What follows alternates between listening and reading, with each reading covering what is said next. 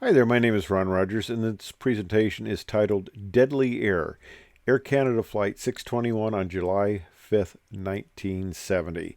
This was a very unfortunate accident that resulted from pilots establishing their own procedures and not following company procedures. You don't act as test pilots on commercial airline flights. The procedures are established with a lot of thought, usually, you hope, and they're there for a reason. And you may not fully understand the reason, but you don't experiment on your own. If you don't like it, you go talk to somebody and you get things changed, but you don't just develop your own procedures. Of course, this is back in 1970 when things were a lot more loose. CRM didn't exist, and just people were more cowboys, if you would. And unfortunately, it resulted in the death of 109 people, 100 passengers, and 9 crew members.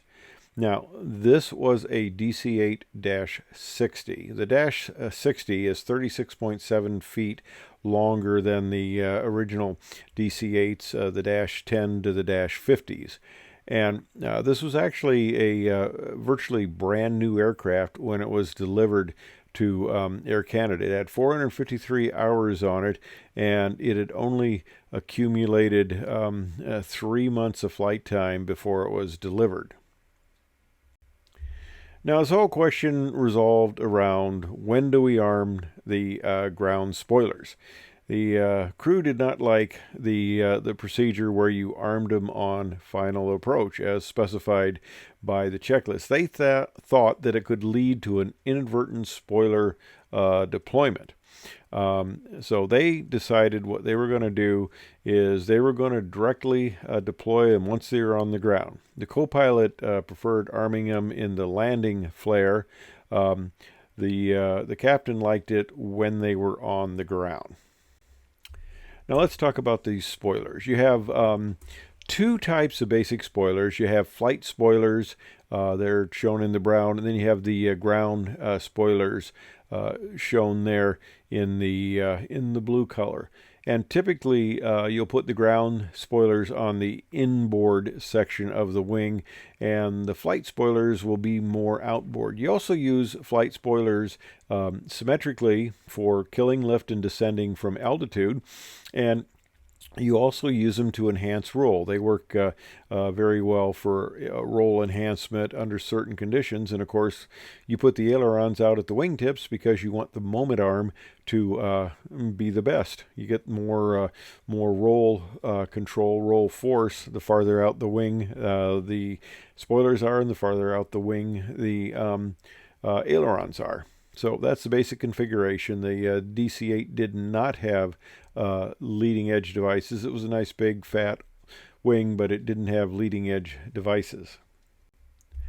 And here's a picture of a DC-8 wing with the flaps extended. You notice that little flap there in the center? That's raised up to get out of the way of the engine thrust. These guys used Pratt & Whitney JT3D engines. Of course, an old design. This was an old aircraft. And you see the spoilers extended there, and you see the ailerons, quite long span ailerons there out on the wings.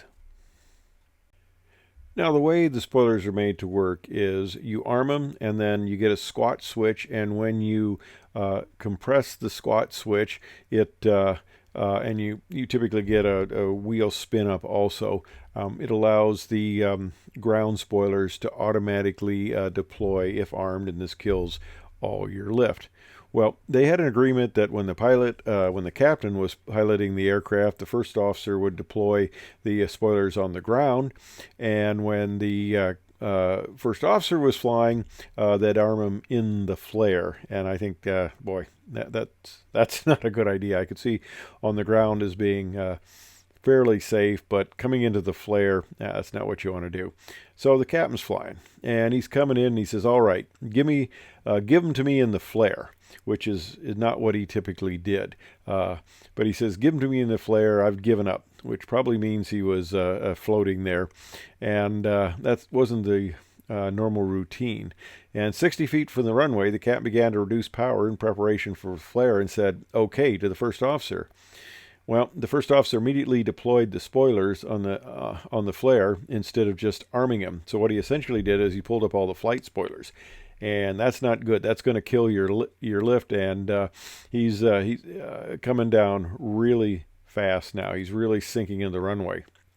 And when the captain realized this, he pulled back on the controls and applied full thrust to all four engines. So he's attempting to do a go around here, and that's really what led to the tragedy here. He was trying to stave off a hard landing, but they hit so hard that the number 4 engine and the pylon broke off the wing, and the tail struck the ground.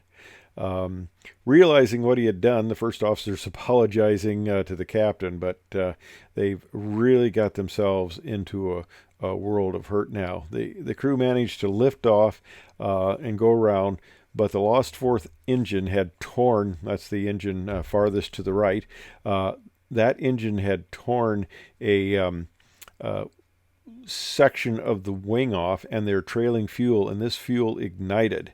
The first officer requested a second landing attempt on the same runway, but they were told that it was closed because of the debris on the runway, which these guys had shed. So 2.5 minutes after the initial collision, the outboard section of the right wing above engine number 4 exploded, causing parts of the wing to break off. 6 seconds after that explosion, another explosion occurred in the area of the number 3 engine, causing the combined pylon and engine to break off and fall to the ground. Well, at this point, everybody is doomed. 6.5 seconds after the second explosion, a third explosion occurred, destroying most of the right wing out to the wingtip. The aircraft then went into a violent nosedive, and it hit the ground at 220 knots. That's about 250 miles an hour, killing everybody on board. The wreckage, body parts, bits of clothing, personal effects were strewn for more than 300 feet beyond the impact point. The airplane dug a furrow 8 to 10 feet deep, and it ended up stopping just 200 feet from the house of the Bergsma family, in which there were 10 people who lived there, and the crash explosion blew out their windows. Now, the accident was attributed to pilot error, and there's apparently a lot of pilot miscommunication here, and why the first officer would deploy the speed brakes coming into the flare is kind of a bit of a question there. Although I did a crosswind landing. I was co-pilot, and whenever I flew, here I digress. Whenever I flew with my wife on board, I could not get a good landing to save my life. I'm coming into Chicago on DC-10. I'm the co-pilot. There's a strong crosswind. I touched the left gear down. I got a nice touchdown, and I'm waiting to fly the right gear down, as we're reducing airspeed. And the captain decides the ground spoilers didn't deploy, so he immediately jerks them up. And of course, the right wing comes crashing down, and I go, thanks a lot. I finally had the chance of getting a good landing with my wife on board, and you just killed it. The captain actually went back and apologized to my wife and said that he was the one that screwed up the good landing. Amazing.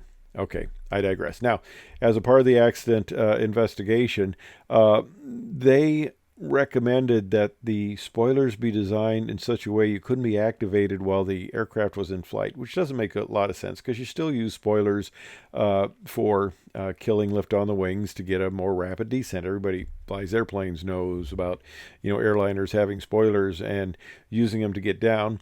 The accident board also recommended increasing the structural integrity of the DC-8 wing and fuel tank. Okay.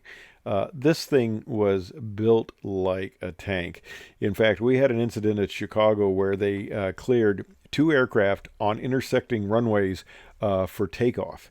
And as the DC-8 was going down the runway, and I talked to one of the crew members on this, as the DC-8 was going down the runway, he saw the other aircraft become airborne, and the DC-8 had already started to rotate. And the captain saw the other airplane becoming airborne, and he shoved the nose back down.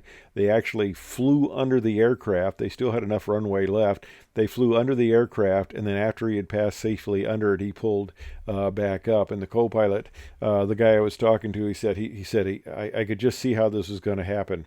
We would have hit. There'd been a big fireball, and the DC-8 would have flown out of it. That's how strong this aircraft was. Obviously, it wouldn't have done that, but it would have.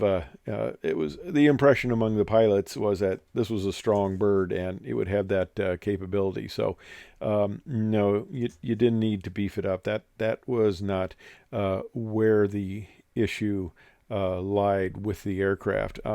They did have one maintenance item on the DC-8 when it landed. There was a seat cushion from a passenger in first class that had to be replaced because it had been soaked with a bodily fluid from the passenger who was seeing this whole thing develop and thought he was about ready to die. So they recovered the bodies of 52 victims. They identified 49 of them, and they performed a burial. Of course, it was a big salvage operation, removing pieces. And of course, as you can see, a very strewn crash site. Here's where it came fairly close to the house in the upper left there. And of course, more debris that was strewn. And again, a large debris field. They actually established of course, a memorial site there. And in 2002, okay, we're talking 32 years after this, there had been an individual who had read this article, and he decides to go out to the crash site. He discovers more aircraft wreckage and possibly bone shards from the site. Well, they got the police involved to investigate, and they determined the bones were not of a recent origin, and indeed they had come from the crash. They did some excavation, and they produced hundreds of additional human bone fragments. Now, this area, which was near the airport, later was developed.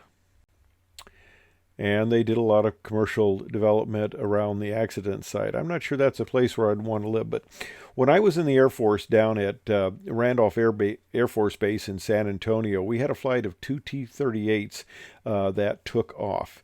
And the one T-38 on the wing, the number 2, hit a flock of birds. It took out both engines, and both pilots punched out, and they actually ended up landing on the runway. The aircraft went forward, and then it crashed into a residential area, a vacant lot, where a guy was going to produce a house. Well, the Air Force goes out, they clean up the wreckage, and after that had been secured, it didn't take very long at all, the owner of the lot comes out and with a contractor, and they come out with a backhoe, and they're going to dig the basement. And they go out and interview him. He says, you know, you're right off the end of the runway. An airplane crashed here. You want to build your house where an airplane, just crashed? And the guy says, well, what are the chances of an airplane crashing here a second time? Well, given the fact he's off the end of the runway, probably not that bad. But anyway, he felt this was a lucky spot, because what are the odds of another aircraft crashing here? Anyway, that's the story of this flight. Improper procedures, making up your own procedures, errors in communication that led to the first officer doing something he really should not have done, and the death of a lot of people. Of course, the captain tried to go around, and once you start to go around, even with the severe damage, you're just in a world of hurt. I don't know, unless they'd immediately set the aircraft back down, if they'd had much of a chance of survival. Anyway, that's a very unfortunate tale. This was suggested, by the way, by one of my viewers, who said, "You're not covering enough of Canadian accidents." So, okay, here's another one. Thanks for watching.